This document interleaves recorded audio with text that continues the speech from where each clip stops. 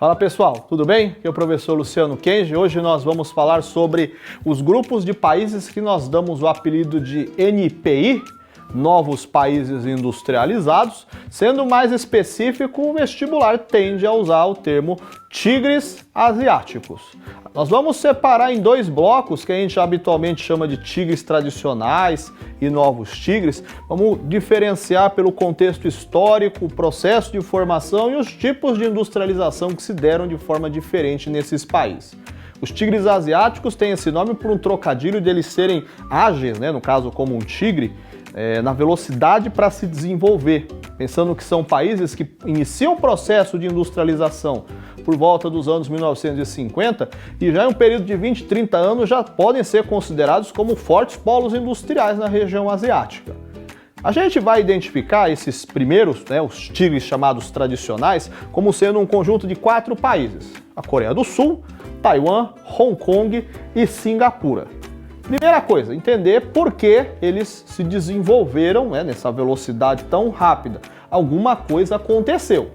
Vamos datar, dando um start no esquema, no ano de 1951, quando tem o decreto do chamado Plano Colombo. O Plano Colombo foi um empréstimo financeiro dado pelos Estados Unidos numa estratégia do período da Guerra Fria de reerguer as economias quebradas ali do período da Segunda Guerra Mundial, sendo que inclusive o Japão recebendo dinheiro também, mas sendo que houve uma peneira aqui para esses países acabarem se destacando, pensando que não são só eles os beneficiados pelo Plano Colombo. Coreia do Sul, vamos dizer que dá para formar um par, vamos chamar assim, cultural com a Coreia do Norte. Taiwan, Hong Kong e Singapura, um par cultural com a China.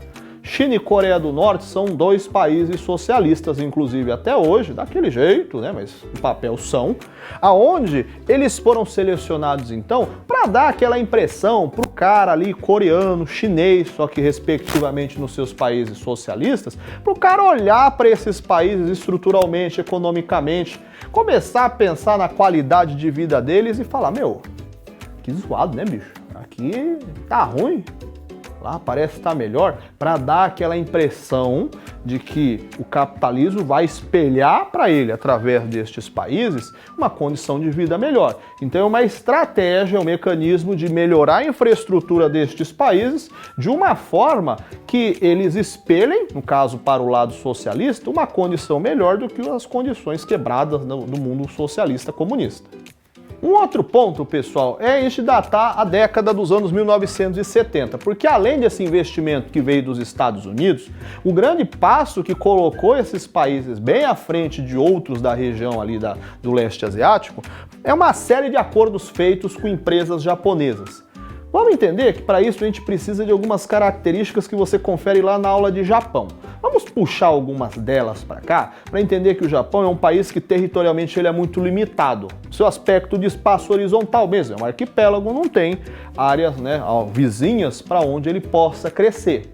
Essa limitação espacial, pensando no processo de reconstrução dele, Japão, no pós-Segunda Guerra, começou a criar um problema porque o Japão tinha poucos espaços para ampliação do parque industrial.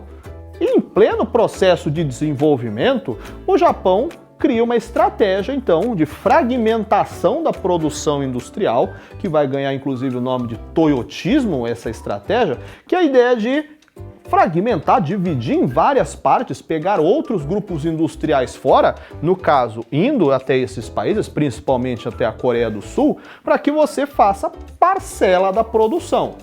Então, motor, uma parte, aí depois a gente traz para o Japão, termina a confecção, fecha o produto, lacra e vende. Então, isso é importante porque o Japão ele vai depender, estender a mão, na verdade, um esquema de mão dupla, fazendo com que os países chamados tigres asiáticos, eles auxiliem a industrialização do Japão, ao mesmo tempo que Japão vai dar um upgrade na produção industrial destes países. Ou seja, o desenvolvimento principalmente de segmento tecnológico vai ficar cada vez mais acelerado nestes países com esses acordos feitos com indústrias japonesas. Existe um outro grupo que a gente pode chamar de novos tigres ou de dragões asiáticos. essa é uma nomenclatura dada para um outro grupo de países que, se a gente for detalhar, pode encontrar uma lista inclusive maior do que essa desses 4 iniciais, né? Vietnã, Filipinas, Indonésia, Malásia, a gente poderia inserir ali ainda Tailândia, Bangladesh, novas tendências de parques industriais que vão surgir nesse trecho sul e sudeste da Ásia. Essa diferenciação não é só uma questão da data, mas o processual foi totalmente diferente. Vamos datar aqui primeiro, na época, anos 1970, já virando para 1980, como sendo a época que essas indústrias começam a surgir, a nascer, a brotar dentro destes países. A grande diferença aqui é a fórmula de industrialização, porque ao contrário dos tigres tradicionais, estes países eles não tiveram diretamente um investimento externo que foi lá e garantiu desenvolvimento para eles. Pelo contrário, eles tiveram que criar atrativos para trazer a empresa de outros países para dentro desses seus territórios.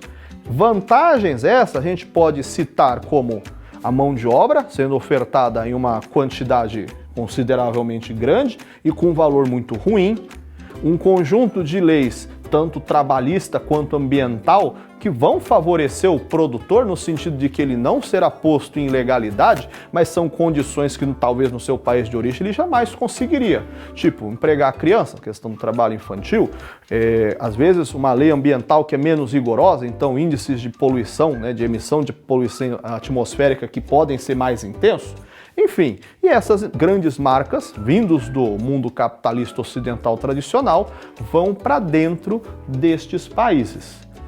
Você pode estar pensando, mas eu nunca ouvi falar de produto que veio do Vietnã.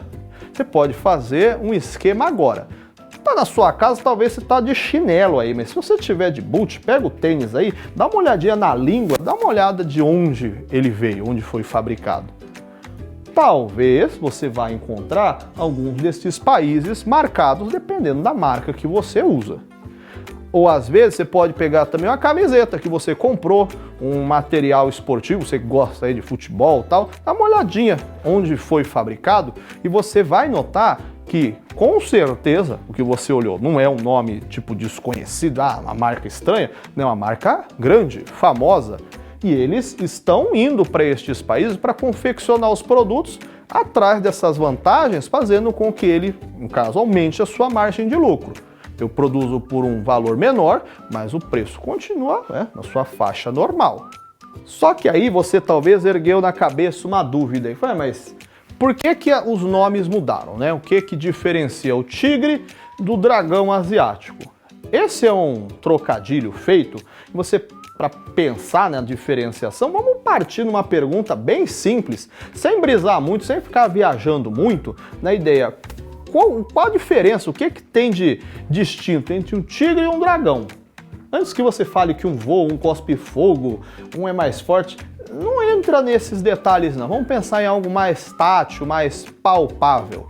O tigre é um animal real, o dragão é algo fictício, é folclórico ali na região asiática. O trocadilho feito é que o crescimento dos tigres asiáticos ele é real a partir do momento que eles desenvolveram as suas próprias indústrias.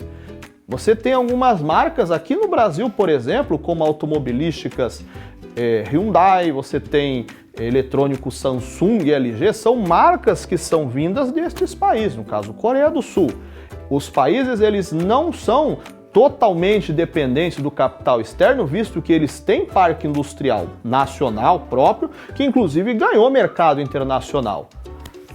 Quando eu olho para a economia dos dragões asiáticos, a gente pode dizer que ela é fictícia, ela nesse aspecto folclórico, chamando ali de não sendo verdadeiro, porque esses grupos industriais do mundo capitalista tradicional, a partir do momento que aparecer um país fora da região, uma América Latina, país na África subsaariana, alguém oferece vantagens melhores para ela, a indústria não ficar mais nesses países, ela vai vazar, vai embora. Quer dizer, aquele crescente, aquela emergência econômica que esses países estavam registrando, ele vai sumir, porque eles estavam totalmente dependentes dessa ideia, dessa forma de concessão de benefícios para as grandes indústrias ficarem lá. Se eles não fizerem mais isso, ou se eles encontrarem vantagens melhores, eles vão embora e a economia, ela vai afundar. De novo, a ideia de um crescimento fictício, comparando a ideia do dragão e o tigre, já que eles não são autônomos, não têm pleno controle sobre o crescimento econômico.